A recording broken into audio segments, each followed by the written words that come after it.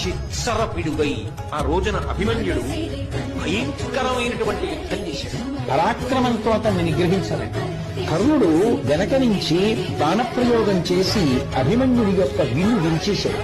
శల్యుడు, బాహ్లికుడు, అశ్వత్థామ మొదలైనటువంటి వాళ్ళందరూ కూడా అస్త్రశస్త్రాలను ఒక్కసారి ప్రయోగించడం మొదలుపెట్టారో రథం కూడా విరిగి కింద పడిపోయిందో. అభిమన్యుడు ఒక్కసారి మహావేగంతో కింద పడిపోతూ ఆ రథ చక్రాన్ని తీసుకుని కేవలం రథ చక్రాన్ని చేత్తో పట్టుకుని యుద్ధానికి ఉపక్రమించాడు. ఆయన శత్రు సైన్యాన్ని భయపెడుతుంటే 100 మంది వీరులు యుద్ధ భూమిని విడిచిపెట్టి పారిపోయాడు.